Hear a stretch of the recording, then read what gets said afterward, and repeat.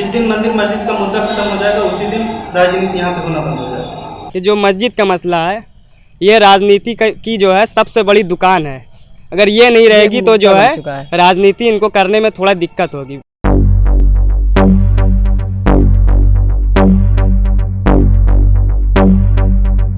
नमस्कार दोस्तों, कैसे हैं आप सब। दोस्तों, अयोध्या के रामकोट मोहल्ले में एक टीले पर लगभग 500 साल पहले साल 1528 से 1530 में बनी एक मस्जिद पर लगे शिलालेख और सरकारी दस्तावेजों के मुताबिक ये मस्जिद हमलावर मुगल बादशाह बाबर के आदेश पर उसके गवर्नर मीर बाकी ने बनवाई थी। लेकिन इस बात का कोई रिकॉर्ड नहीं है कि बाबर या मीर बाकी ने ये जमीन कैसे हासिल की और मस्जिद से पहले वहां क्या था। मस्जिद के रख रखाव के लिए मुगल काल, नवाबी और फिर ब्रिटिश शासन में वक्फ के जरिए एक निश्चित रकम मिलती थी जिससे इसकी देखभाल की जाती थी। ऐसा माना जाता है कि इस मस्जिद को लेकर स्थानीय हिंदुओं और मुसलमानों में कई बार संघर्ष हुए थे। कई ब्रिटिश इतिहासकारों ने लिखा है कि साल 1855 में नवाबी शासन के दौरान मुसलमानों ने बाबरी मस्जिद पर जमा होकर कुछ 100 मीटर दूर अयोध्या के सबसे प्रतिष्ठित हनुमानगढ़ी मंदिर पर कब्जे के लिए दावा बोला था, ये कहते हुए कि ये मंदिर एक मस्जिद को तोड़कर बनाया गया था। हालांकि इस खूनी संघर्ष में हिंदू बैरागियों ने हमलावरों को हनुमानगढ़ी से खदेड़ दिया, जो भागकर बाबरी मस्जिद परिसर में जाके छिप गए। लेकिन वहां भी उन तमाम मुस्लिम हमलावरों का कत्ल कर दिया गया था और उनको वही कब्रिस्तान में दफन कर दिया गया था। कई विदेशी यात्रियों ने अपनी किताबों में लिखा है कि हिंदू समुदाय के लोग बहुत पहले से इस मस्जिद के आसपास की जगह को श्री राम जन्मभूमि मानते थे और पूजा करते थे। 1857 के प्रथम स्वतंत्रता संग्राम के बाद नवाबी शासन खत्म हो गया था और उसके बाद ब्रिटिश कानून, शासन और न्याय व्यवस्था लागू हुई।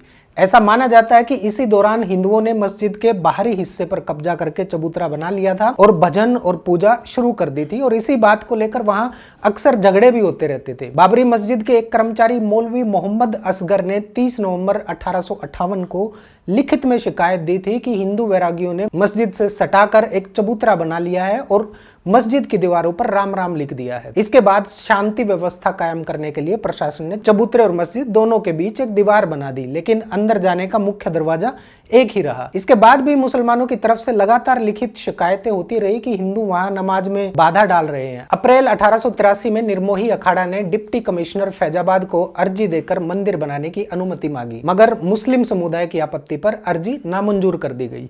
इसी बीच मई 1883 में मुंशी रामलाल और राम मुरारी राय बहादुर के आदमी लाहौर में रहने वाले गुरमुख सिंह पंजाबी के साथ वहां पत्थर वगैरह जो निर्माण की सामग्री है वो लेकर पहुंच गए और प्रशासन से मंदिर बनाने की अनुमति मांगी, मगर डिप्टी कमिश्नर ने वहां से वो पत्थर हटवा दिए।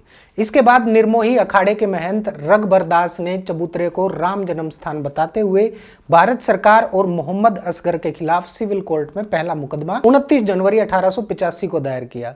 इस मुकदमे में 17 बाई 21 फीट लंबे चौड़े चबूतरे को जन्म स्थान बताया गया और वहीं पर मंदिर बनाने की अनुमति भी मांगी गई ताकि पुजारी और भगवान दोनों की धूप, सर्दी और बारिश से दोनों निजात पा सके। इस केस में दावा किया गया कि वो इस जमीन के मालिक हैं और इनका मौके पर कब्जा है। इस पर सरकारी वकील ने जवाब में कहा कि वादी को चबूतरे से हटाया नहीं गया है, इसलिए मुकदमे का कोई कारण नहीं बनता। मोहम्मद असगर ने अपनी आपत्ति में कहा कि प्रशासन कई बार मंदिर बनाने पर रोक लगा चुका है। इसके बाद जज पंडित हरिकृष्ण ने मौके का मुआवना किया और पाया कि चबूतरे पर भगवान श्री राम के चरण बने हुए हैं और वहां एक मूर्ति भी स्थापित की हुई है जिसकी निरंतर पूजा हो रही थी। इससे पहले हिंदू और मुस्लिम दोनों वहां पूजा और नमाज पढ़ते थे और एक दीवार झगड़ा रोकने के लिए खड़ी की गई थी। जज ने मस्जिद की दीवार के बाहर चबूतरे और जमीन पर हिंदू पक्ष का कब्जा सही पाया। इतना सब रिकॉर्ड करने के बाद जज पंडित हरिकृष्ण ने यह भी लिखा कि चबूतरा और मस्जिद बिल्कुल अगल बगल हैं, दोनों के रास्ते एक हैं और मंदिर बनेगा तो शंख घंटे वगैरह बजेंगे जिससे दोनों समुदाय के बीच झगड़े होंगे और लोग मारे जाएंगे, इसलिए प्रशासन ने मंदिर बनाने की अनुमति नहीं दी। जज ने यह कहते हुए निर्मोही अखाड़े के महंत को चबूतरे पर मंदिर बनाने की अनुमति देने से इनकार कर दिया कि ऐसा करना भविष्य में हिंदुओं और मुसलमानों के बीच दंगों की बुनियाद डालना होगा और इस तरह मस्जिद के बाहरी परिसर में मंदिर बनाने का पहला मुकदमा निर्मोही अखाड़ा साल भर में ही हार गया था। उसके बाद डिस्ट्रिक्ट जज चैम्बियर की कोर्ट में अपील दाखिल की गई। मौका मुआयना करने के बाद उन्होंने 3 महीने के अंदर फैसला सुना दिया। फैसले में डिस्ट्रिक्ट जज ने कहा कि हिंदू जिस जगह को पवित्र मानते हैं वहां मस्जिद बनाना बड़ा ही दुर्भाग्यपूर्ण है, लेकिन चूंकि यह घटना 356 साल पहले की है, इसलिए अब इस शिकायत का समाधान करने के लिए बहुत देर हो गई है। जज के मुताबिक इसी चबूतरे को श्री रामचंद्र का जन्म स्थान कहा जाता है। इसके अलावा जज ने यह भी कहा कि मौजूदा हालात में बदलाव करने से लाभ के बजाय नुकसान अधिक होगा। चेमियर ने सब जज पंडित हरिकिशन के जजमेंट का ये अंश अनावश्यक कहते हुए खारिज कर दिया कि चबूतरे पर पुराने समय से हिंदुओं का कब्जा है और उसके स्वामित्व पर कोई सवाल नहीं उठा सकता। इसके बाद निर्मोही अखाड़े ने अवध के जुडिशियल कमिश्नर डब्ल्यू यंग की अदालत में दूसरी अपील दाखिल की। जुडिशियल कमिश्नर यंग ने 1 नवंबर 1886 को अपने जजमेंट में लिखा था कि अत्याचारी बाबर ने 350 साल पहले जानबूझकर ऐसे पवित्र स्थान पर मस्जिद बनाई जिसे हिंदू श्री रामचंद्र का जन्म स्थान मानते हैं। इस समय हिंदुओं को वहां जाने का सीमित अधिकार मिला है और वे सीता, रसोई और श्री रामचंद्र की जन्मभूमि पर मंदिर बनाकर अपना दायरा बढ़ाना चाहते हैं। जजमेंट में यह भी कहा गया कि रिकॉर्ड में ऐसा कुछ नहीं है जिससे हिंदू पक्ष का किसी तरह का स्वामित्व दिखे। इन तीनों अदालतों ने अपने फैसले में विवादित स्थल के बारे में हिंदुओं की आस्था, मान्यता और पब्लिक ओपिनियन का जिक्र तो किया, लेकिन अपने फैसले का आधार रिकॉर्ड में उपलब्ध सबूतों को बनाया और शांति व्यवस्था की तत्कालीन जरूरत पर ज्यादा ध्यान दिया। इसके बाद 1934 में बकरीद के दिन पास के एक गांव में गौ हत्या को लेकर दंगा हुआ जिसमें बाबरी मस्जिद को नुकसान पहुंचा गया। हालांकि ब्रिटिश सरकार ने मस्जिद की मुरम्मत करवा दी थी। उसके बाद साल 1936 में मुसलमानों के 2 समुदाय शिया और सुन्नी के बीच इस मस्जिद को लेकर विवाद हो गया।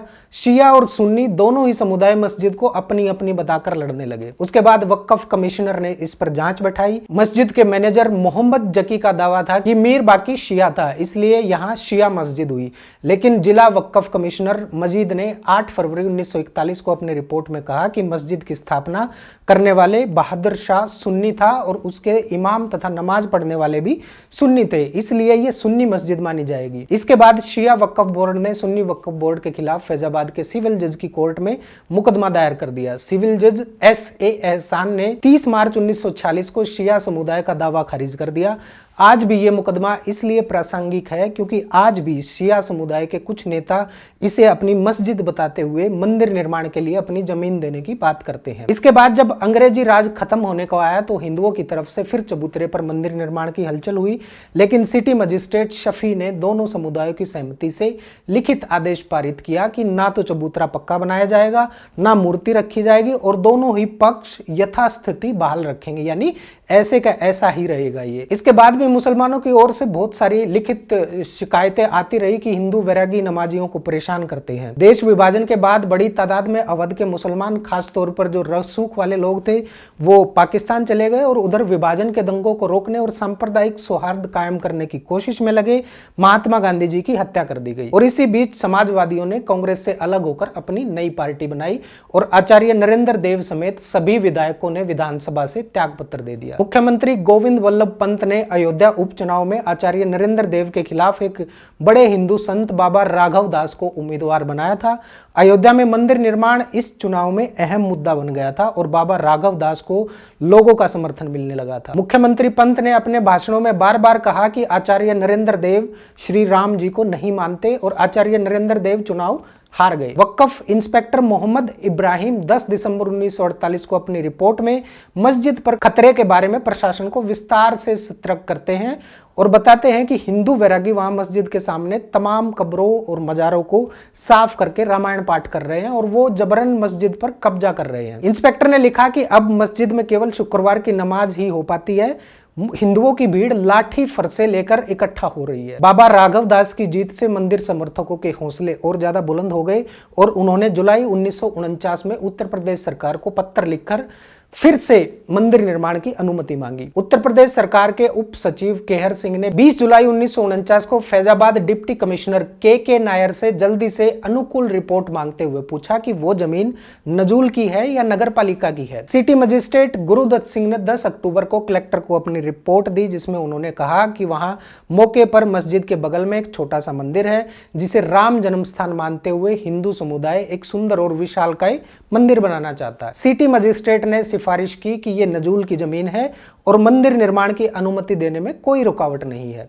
आपकी जानकारी के लिए बता दूं कि उस समय कुछ ही दिनों में देश का नया संविधान भी लागू होने वाला था। उधर हिंदू वैरागियों ने मस्जिद के सामने कब्रिस्तान को साफ करके वहां यज्ञ और रामायण पाठ शुरू कर दिया, जिससे काफी भीड़ जुट गई थी। झगड़ा बढ़ता देख वहां एक पुलिस चौकी बनाई गई और सुरक्षा में अर्धसैनिक बल पीएसी लगा दी गई। पीएसी तैनात होने के बावजूद 22 और 23 दिसंबर 1949 की रात अभय रामदास और उसके साथियों ने दीवार फांदकर राम, जानकी और लक्ष्मण की मूर्तियां मस्जिद के अंदर रख दी और यह प्रचार कर दिया कि भगवान राम ने वहां प्रकट होकर अपने जन्म स्थान पर वापस कब्जा पा लिया है। उधर मुस्लिम समुदाय के लोग शुक्रवार सुबह की नमाज के लिए आए, लेकिन प्रशासन ने उनसे कुछ दिन की मोहलत मांगकर उन्हें वापस भेज दिया। कहा जाता है कि अभयराम की इस योजना को गुप्त रूप से कलेक्टर नायर का आशीर्वाद प्राप्त था। वो सुबह मौके पर आए तो भी अतिक्रमण हटाने की कोशिश नहीं की, बल्कि कब्जे को रिकॉर्ड पर लाकर पुख्ता कर दिया।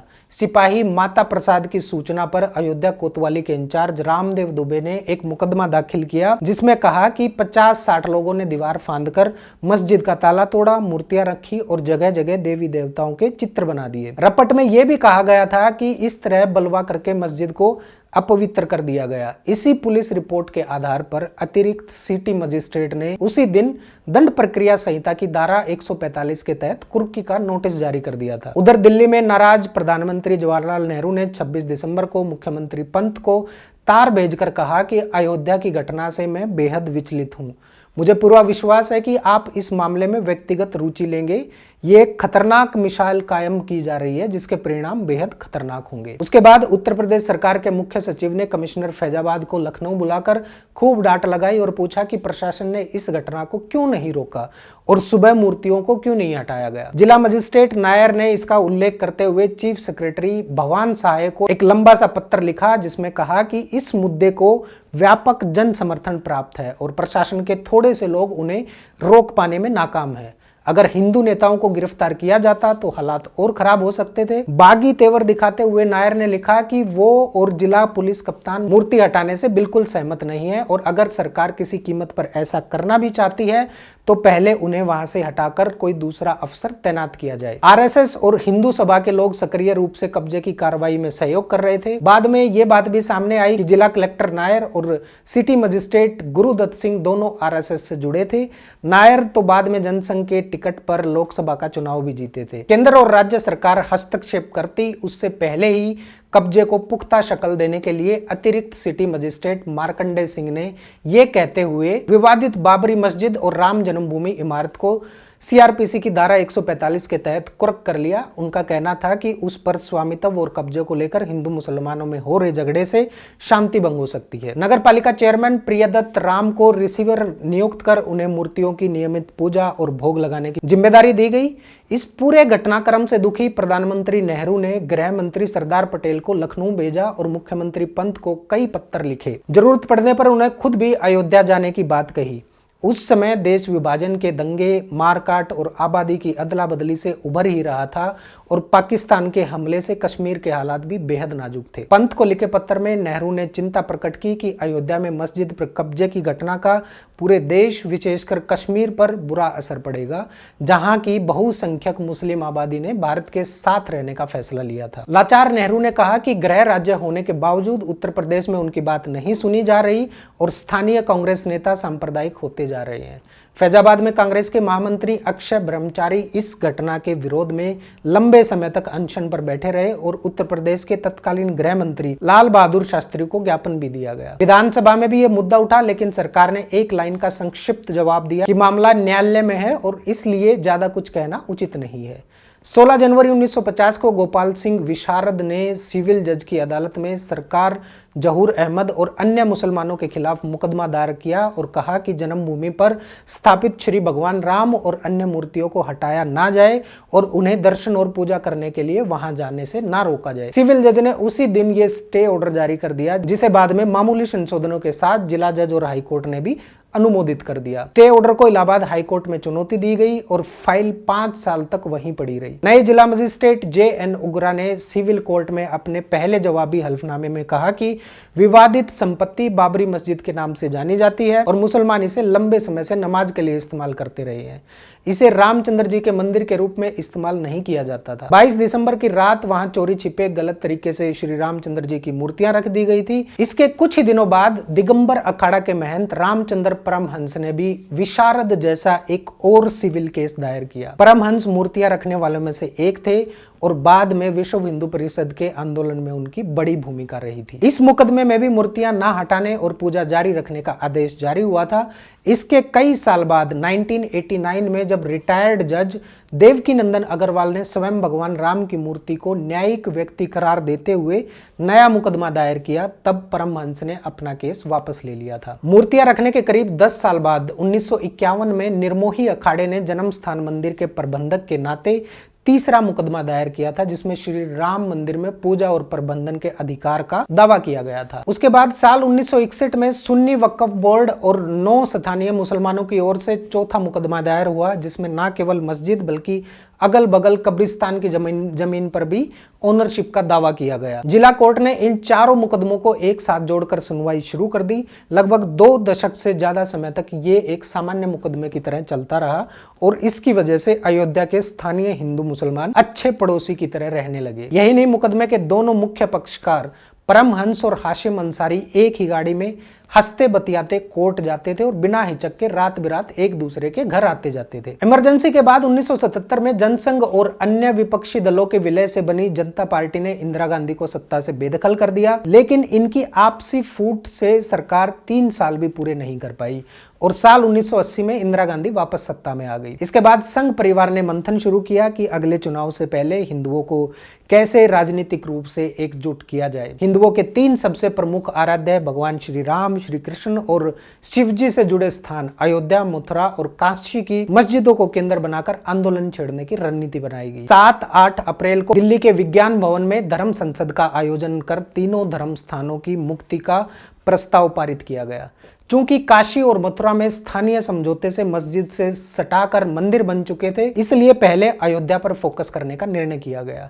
27 जुलाई 1984 को राम जन्मभूमि मुक्ति यज्ञ समिति का गठन हुआ और एक मोटर का रथ बनाया गया, जिसमें भगवान श्री राम और जानकी की मूर्ति को अंदर कैद करके दिखाया गया। 25 सितंबर को यह रथ बिहार के सीतामढ़ी से रवाना हुआ।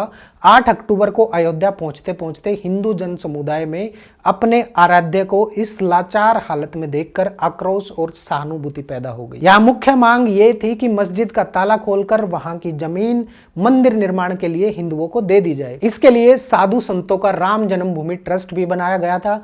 प्रबल जन समर्थन जुटाती हुई ये यात्रा लखनऊ होते हुए 31 अक्टूबर को दिल्ली पहुंची और उसी दिन इंदिरा गांधी की हत्या हो गई, जिसके कारण उत्पन्न अशांति के कारण 2 नवंबर को प्रस्तावित विशाल हिंदू सम्मेलन और इससे जुड़े सभी कार्यक्रम रद्द कर दिए गए। इसके बाद आम चुनाव में राजीव गांधी को प्रचंड बहुमत मिला, लेकिन वो राजनीतिक और प्रशासनिक दृष्टि से बिल्कुल भी अनुभवी नहीं थे। इसके बाद विश्व हिंदू परिषद ने मस्जिद का ताला खोलने के लिए फिर से आंदोलन को तेज कर दिया और शिवरात्रि 6 मार्च 1986 तक ताला ना खुला तो जबरदस्ती ताला तोड़ने की धमकी दे डाली। आंदोलन को धार देने के लिए आक्रामक बजरंग दल का गठन किया गया। जन भावनाओं को संतुष्ट करने के लिए उत्तर प्रदेश की वीर बहादुर सरकार ने विवादित स्थल के पास करीब 42 एकड़ जमीन लेकर विशाल राम कथा पार्क का निर्माण का ऐलान कर दिया और सरयू नदी से अयोध्या के पुराने घाटों तक नहर बनाकर राम की पैड़ी बनाने का काम शुरू किया, लेकिन इससे हिंदुत्ववादी संगठन संतुष्ट नहीं थे। ऐसा माना जाता है कि इसी दबाव में आकर राजीव गांधी और उनके साथियों ने फैजाबाद जिला अदालत में एक ऐसे वकील उमेश चंद्र पांडे से ताला खुलवाने की अर्जी डलवाई जिसका वहां लंबित मुकदमों से कोई संबंध नहीं था। जिला मजिस्ट्रेट और पुलिस कप्तान ने जिला जज की अदालत में उपस्थित होकर कहा कि ताला खुलने से शांति व्यवस्था कायम रखने में कोई परेशानी नहीं होगी और इस बयान को आधार बनाकर जिला जज के.एम. पांडे ने ताला खोलने का आदेश कर दिया। आदेश के घंटे भर के भीतर ही इस पर अमल करके दूरदर्शन पर समाचार भी प्रसारित कर दिया गया, जिससे यह धारणा बन गई कि यह सब प्रायोजित था। इसके बाद ही पूरे हिंदुस्तान और दुनिया को अयोध्या के मंदिर और मस्जिद विवाद का पता चला और प्रतिक्रिया में मुस्लिम समुदाय ने मस्जिद की रक्षा के लिए बाबरी, मोहम्मद आजम खान और जफरयाब जिलानी की अगुवाई में बाबरी मस्जिद संघर्ष समिति का गठन कर जवाबी आंदोलन चालू कर दिया। इसी बीच मुस्लिम पर्सनल लॉ बोर्ड के नेताओं ने राजीव गांधी पर दबाव डाला कि एक तलाकशुदा मुस्लिम महिला शाहबानो को गुजारा भत्ता देने का सुप्रीम कोर्ट का आदेश संसद में कानून बनाकर पलट दिया जाए। राजीव गांधी सरकार ने इस फैसले को उलटने के लिए संसद में कानून पारित करा दिया, जिसके बाद इस निर्णय की तीखी आलोचना हुई। इसके बाद दोनों ओर से सुलह और समझौते की भी बातें हुई और कहा कि हिंदू मस्जिद को पीछे छोड़कर राम चबूतरे के आगे खाली जमीन पर मंदिर बना ले, लेकिन संघ परिवार को यह बात हजम नहीं हुई। उसके बाद हिंदू और मुस्लिम दोनों तरफ से देश भर में सांप्रदायिक ध्रुवीकरण की राजनीति शुरू हो गई, जिसमें भारतीय जनता पार्टी खुलकर मंदिर आंदोलन के साथ आ गई। भारतीय जनता पार्टी ने 11 जून 1989 को पालमपुर कार्य समिति में प्रस्ताव पास किया गया कि अदालत इस मामले का फैसला नहीं कर सकती और सरकार समझौते या संसद में कानून बनाकर राम जन्म स्थान हिंदुओं को सौंप दे। लोगों ने महसूस किया कि अब ये एक राष्ट्रीय राजनीति का मुद्दा बन गया है, जिसका असर अगले लोकसभा चुनाव पर पड़ सकता है। इसके बाद उत्तर प्रदेश की कांग्रेस सरकार ने हाईकोर्ट में एक याचिका दायर करके अनुरोध किया कि चारों मुकदमे फैजाबाद से अपने पास मंगाकर जल्दी फैसला कर दिया जाए। 10 जुलाई 1989 को हाईकोर्ट ने मामले अपने पास मंगाने का आदेश दे दिया। हाईकोर्ट ने 14 अगस्त को स्टे ऑर्डर जारी किया कि मामले का फैसला आने तक मस्जिद और सभी विवादित भूखंडों की वर्तमान स्थिति में कोई फेरबदल नहीं किया जाएगा। इसके बाद विश्व हिंदू परिषद ने 9 नवंबर को राम मंदिर के शिलान्यास और देश भर में शीला पूजन यात्राएं निकालने की घोषणा की। राजीव गांधी के कहने पर गृह मंत्री बूटा सिंह ने 27 सितंबर को लखनऊ में तत्कालीन मुख्यमंत्री नारायण दत्त तिवारी के बंगले पर विश्व हिंदू परिषद से इन यात्राओं को शांतिपूर्ण ढंग से निकालने का वादा लिया। अशोक सिंघल, महंत अवैधनाथ और उसके साथियों ने शांति, सौहार्द और हाईकोर्ट के आदेश के मुताबिक यथास्थिति बनाए रखने का लिखित वादा भी किया। राजीव गांधी ने राम राज्य की स्थापना के नारे के साथ अपना चुनाव अभियान फैजाबाद से शुरू किया और उधर विश्व हिंदू परिषद ने मस्जिद से कुछ दूरी पर शिलान्यास के लिए झंडा गाड़ दिया। सरकार इस बात को साफ करने के लिए हाईकोर्ट में गई कि क्या प्रस्तावित शिलान्यास भूखंड विवादित क्षेत्र में आता है या नहीं। 7 नवंबर को हाईकोर्ट ने फिर स्पष्ट किया कि स्टे ऑर्डर में वो भूखंड भी शामिल है। फिर भी उत्तर प्रदेश सरकार ने यह कहकर 9 नवंबर को शिलान्यास की अनुमति दे दी कि मौके पर पैमाइश में वो भूखंड विवादित क्षेत्र से बाहर है। माना जाता है कि संत देवराहा बाबा की सहमति से किसी फॉर्मूले के तहत मस्जिद से करीब 200 फुट दूर शिलान्यास कराया गया। अब शिलान्यास तो हो गया, लेकिन मुसलमान समुदाय में तीखी प्रतिक्रिया देखकर सरकार ने आगे का निर्माण रोक दिया। इस बीच कांग्रेस से बागी वीपी सिंह के नेतृत्व में जनता दल नाम की एक तीसरी राजनीतिक शक्ति का उदय हो गया। कांग्रेस चुनाव हार गई और वीपी सिंह बीजेपी और वामपंथी दलों के समर्थन से प्रधानमंत्री बन गए। वीपी सिंह और जनता दल का रुझान स्पष्ट रूप से मुसलमानों की तरफ दिख रहा था।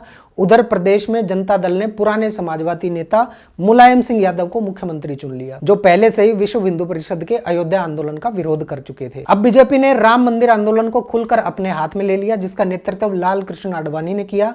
आडवाणी देश भर में माहौल बनाने के लिए 25 सितंबर 1990 को सोमनाथ मंदिर से 30 अक्टूबर तक अयोध्या की रथ यात्रा पर निकले, जिसके कारण देश में कई जगह दंगे फसाद भी हुए। उसके बाद लालू प्रसाद यादव ने आडवाणी को बिहार में ही गिरफ्तार करके रथ यात्रा रोक दी। मुलायम सरकार की तमाम पाबंदियों के बावजूद 30 अक्टूबर को लाखों कार सेवक अयोध्या पहुंचे और लाठी गोली के बावजूद कुछ कार सेवक मस्जिद के गुंबद पर चढ़ गए और अंत में पुलिस भारी पड़ी और प्रशासन ने कार सेवकों पर गोलियां चलवा दी, जिसमें करीब 16 कार सेवक मारे गए। हालांकि हिंदी अखबार विशेषांक निकालकर सैकड़ों कार सेवकों के मरने और सरयू के लाल होने की सुर्खियां बनाने में लगे हुए थे। उसके बाद मुलायम सिंह को मुल्ला मुलायम कहा जाने लगा और अगले विधानसभा चुनाव में उनकी बुरी तरह से हार हुई। नाराज बीजेपी ने केंद्र सरकार से समर्थन वापस ले लिया और उधर जनता दल के अंदर भी देवीलाल ने बगावत कर दी। इसी हंगामे के बीच वीपी सिंह ने पिछड़े वर्गों को आरक्षण देने के लिए पुरानी मंडल कमीशन की रिपोर्ट को लागू कर दिया, जिसके बाद देश में अगड़ो पिछड़ो या मंडल कमंडल का खुला संघर्ष छिड़ गया। इसके बाद 1991 के लोकसभा चुनाव के दौरान राजीव गांधी की हत्या कर दी गई और कांग्रेस के बुजुर्ग नेता नरसिम्हा राव प्रधानमंत्री बने। उत्तर प्रदेश में मध्यावधि चुनाव में भाजपा के कल्याण सिंह मुख्यमंत्री बने और सरकार बनते ही कल्याण सिंह सरकार ने मस्जिद के सामने की 2.77 एकड़ जमीन पर्यटन विकास के लिए अधिकृत कर ली और राम कथा पार्क के लिए अधिकृत 42 एकड़ जमीन लीज पर विश्व हिंदू परिषद को दे दी। सरकार के निर्देश पर अधिकारी पुराने सिविल मुकदमों में तथ्य बदलकर नए हल्फनामे दाखिल करने लगे। संघ परिवार की मंशा थी कि मस्जिद के सामने पर्यटन के लिए अधिगृहित जमीन पर मंदिर निर्माण शुरू कर दिया जाए, जिसके लिए पत्थर भी तराशे गए थे, मगर हाईकोर्ट ने आदेश दिया कि इस जमीन पर स्थायी निर्माण नहीं होगा। फिर भी जुलाई में निर्माण शुरू हो गया तो सुप्रीम कोर्ट ने हस्तक्षेप किया, जिसके बाद नरसिम्हा राव सरकार बड़ी मुश्किल से संतों को समझा बुझाकर मंदिर निर्माण का काम रुकवा पाई। दिसंबर 1992 में फिर कार सेवा का ऐलान हुआ। कल्याण सरकार और विश्व हिंदू परिषद नेताओं ने सुप्रीम कोर्ट में वादा किया कि सांकेतिक कार सेवा में मस्जिद को किसी प्रकार का नुकसान नहीं होगा। कल्याण सिंह ने पुलिस को बल प्रयोग न करने की हिदायत दी और कल्याण सिंह ने स्थानीय प्रशासन को केंद्रीय बलों की सहायता भी नहीं लेने दी। उसके बाद 6 दिसंबर को जो हुआ वो इतिहास में दर्ज हो चुका है। आडवाणी, जोशी और सिंघल जैसे शीर्ष नेता सुप्रीम कोर्ट के ऑब्जर्वर, जिला जज तेज शंकर और पुलिस प्रशासन की मौजूदगी में लाखों कार सेवकों ने 6 दिसंबर को मस्जिद की एक एक ईंट उखाड़कर मलबे के ऊपर एक अस्थायी मंदिर बना दिया। वहां पहले की तरह रिसीवर की देखरेख में दूर से दर्शन पूजन शुरू हो गया। इसके बाद मुसलमानों ने केंद्र सरकार पर मिलीभगत और निष्क्रियता का आरोप लगाया, जिस पर प्रधानमंत्री ने सफाई दी कि संविधान के अनुसार शांति व्यवस्था राज्य सरकार की जिम्मेदारी थी और उन्होंने कानून के दायरे में रहकर जो भी हो सकता था वो किया। उन्होंने मस्जिद के पुनर्निर्माण का भरोसा भी दिया। मस्जिद ध्वस्त होने के कुछ दिनों बाद हाईकोर्ट ने कल्याण सिंह सरकार की जमीन अधिग्रहण की कार्रवाई को गैर कानूनी करार दे दिया। उसके बाद जनवरी 1993 में केंद्र सरकार ने मसले के स्थायी समाधान के लिए संसद में कानून बनाकर विवादित परिसर और आसपास की लगभग 67 एकड़ जमीन का अधिग्रहण कर लिया। उसके बाद हाई कोर्ट में चल रहे सारे मुकदमे समाप्त करके सुप्रीम कोर्ट से राय मांगी गई कि क्या बाबरी मस्जिद का निर्माण कोई पुराना हिंदू मंदिर तोड़कर किया गया था और विवाद को सिर्फ इसी भूमि तक सीमित कर दिया गया। अब कोर्ट जिसके पक्ष में फैसला सुना देगी उसे अपना धर्म स्थान बनाने के लिए मुख्य परिसर दे दिया जाएगा और थोड़ा हटकर दूसरे पक्ष को जमीन दे दी जाएगी। दोनों धर्म स्थलों के लिए अलग ट्रस्ट बनेंगे, यात्री सुविधाओं का निर्माण भी होगा। इस मामले में फैजाबाद के कमिश्नर को केंद्र सरकार की ओर से रिसीवर नियुक्त किया गया, लेकिन सुप्रीम कोर्ट ने इस सवाल का जवाब देने से इनकार कर दिया कि क्या वहां मस्जिद से पहले कोई हिंदू मंदिर था। जजमेंट में कहा गया कि अदालत इस तथ्य का पता लगाने में सक्षम नहीं है।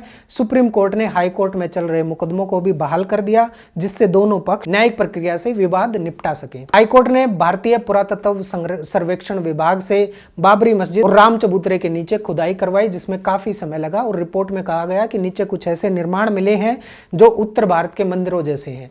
इसके आधार पर हिंदू पक्ष ने नीचे पुराना राम मंदिर होने का दावा पेश किया, जबकि अन्य इतिहासकारों ने इस निष्कर्ष को गलत बताया। लंबी सुनवाई, गवाही और दस्तावेजी सबूतों के बाद 30 दिसंबर 2010 को इलाहाबाद हाईकोर्ट ने जजमेंट दिया। तमाम परिस्थितिजन्य साक्ष्यों के आधार पर तीनों जजों ने यह माना कि भगवान रामचंद्र जी का जन्म मस्जिद के बीच वाले गुंबद वाली जमीन पर हुआ होगा, लेकिन जमीन पर मालिकाना हक के बारे में किसी के पास पुख्ता सबूत नहीं थे। दीर्घकालीन कब्जे के आधार पर यह जमीन भगवान राम, निर्मोही अखाड़ा और सुन्नी वक्फ बोर्ड के बीच 3 हिस्सों में बांट दी गई, लेकिन इसे एक पंचायती फैसला कहते हुए सभी पक्षकारों ने नकार दिया। इसके करीब 1 दशक बाद सुप्रीम कोर्ट ने 9 नवंबर 2019 को एक ऐतिहासिक फैसला सुनाते हुए राम मंदिर निर्माण का रास्ता साफ कर दिया। राम जन्मभूमि और बाबरी मस्जिद जमीन के दशकों पुराने विवाद में सुप्रीम कोर्ट के तत्कालीन चीफ जस्टिस रंजन गोगोई के नेतृत्व में 5 जजों की बेंच ने 40 दिनों तक चली सुनवाई के बाद सर्वसम्मति से अपना फैसला सुनाया।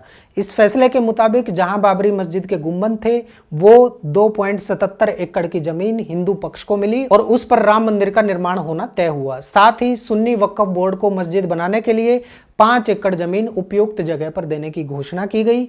कोर्ट ने निर्मोही अखाड़े का राम जन्मभूमि मंदिर का प्रबंधक होने का दावा भी खारिज कर दिया है, लेकिन संविधान के आर्टिकल 142 में दिए गए अपने विशेषाधिकार को इस्तेमाल करते हुए केंद्र सरकार को निर्देश दिया कि परिसर में निर्मोही अखाड़े की ऐतिहासिक भूमिका को देखते हुए उसे मंदिर निर्माण के लिए बनने वाले ट्रस्ट के मैनेजमेंट में उचित स्थान दिया जाए। सुप्रीम कोर्ट ने संविधान में अपने विशेषाधिकार का इस्तेमाल करते हुए सुन्नी वक्फ बोर्ड को नई मस्जिद बनाने के लिए 5 एकड़ जमीन आवंटित करने का निर्देश दिया, जिसके लिए धन्नीपुर में जमीन भी दे दी गई। सुप्रीम कोर्ट ने यह भी कहा कि सुन्नी वक्फ बोर्ड इस जमीन पर मस्जिद बनाने के लिए जरूरी कदम उठाने के लिए पूरी तरह से स्वतंत्र होगा और उसमें किसी प्रकार की कोई भी बाधा नहीं डाली जाएगी। सुन्नी सेंट्रल वक्फ बोर्ड ने फैसला किया कि वो बाबरी मस्जिद राम जन्मभूमि मामले में सुप्रीम कोर्ट की संवैधानिक पीठ का फैसला मानेगा और इसके खिलाफ पुनर्विचार याचिका दायर नहीं करेगा।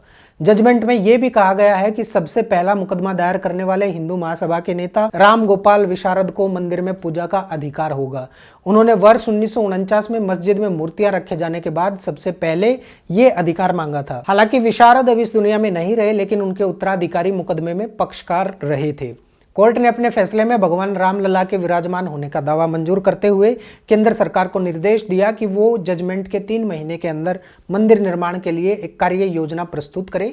इसके बाद 5 फरवरी 2020 को प्रधानमंत्री नरेंद्र मोदी ने भारतीय संसद में राम मंदिर निर्माण के लिए 15 सदस्यीय एक स्वायत्त ट्रस्ट के गठन की घोषणा की और उसके बाद साल 2020 में राम मंदिर के निर्माण का काम शुरू हो गया।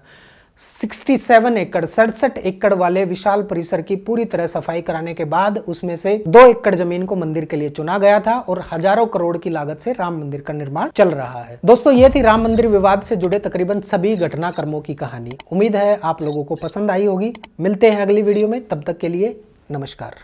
ढांचा ध्वस्त होने में शामिल थे, अपने हाथों से तोड़ा है। वहाँ कुछ पहले ही गई थी गिरजा, कुदाल, रस्से से बांध के उसको लुढ़का लिया था। फिर वो सड़ा गला था, उसमें कोई दम था नहीं, उनके लिए धक्का दे के निकाल लिया और शाम को 5-6 बजे तक वो समाप्त हो गया था।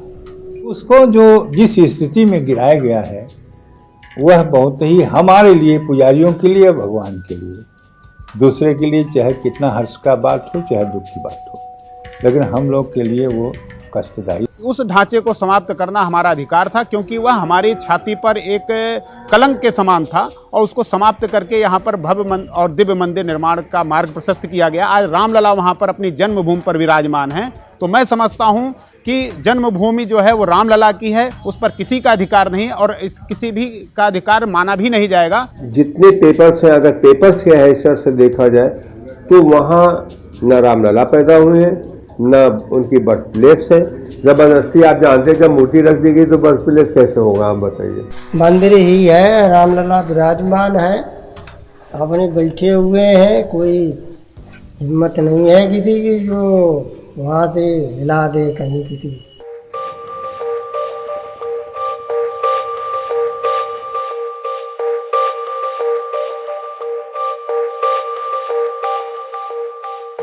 यहाँ पे अच्छे मतलब कंपटीशन के कोचिंग और अच्छे कॉलेज जैसे इंजीनियरिंग के कॉलेज, मेडिकल लाइन के कॉलेज, ये सब भी होने चाहिए यहाँ। Most of the time girls are more brilliant and sharp. They are not getting that kind of facilities which boys are getting. Better options and facilities for the girls that we need here in Faizabad Ayodhya. पढ़ाई में भी teacher लोग आते नहीं है, जैसे government college है उसमें टीचरों की कमी है। यहाँ पे कोई भी फैक्ट्री नहीं है, पूरे अयोध्या में कोई भी एक फैक्ट्री नहीं है जहाँ पे कोई भी वर्क कर सके। सब बाहर ही जाते हैं, अयोध्या से बाहर जाते हैं काम करने के लिए। यहाँ पर इतनी सारी चीज़ें हमें और चाहिए कि हम मंदिर मस्जिद हमारी डे टू डे लाइफ पे उससे कोई इफेक्ट नहीं पड़ता है। The development of Faizabad and Ayodhya is stopped just because of this. मैं तो यही चाहूँगा कि उसके आसपास में पूरा जितना नदी का किनारा है सब बोटेनिकल गार्डन टाइप का बना दिया जाए, यहाँ एक रिसर्च सेंटर बनाया जाए। या गरीबों का अस्पताल बन जाए या स्कूल बन जाए या और कुछ भी बन जाए, लेकिन जो आम पब्लिक के लिए काम में आ सके। इसको पॉलिटिकल वार नहीं बनाना चाहिए, कुछ भी बने, बस यहाँ पे एकता अखंडता नहीं टूटनी चाहिए।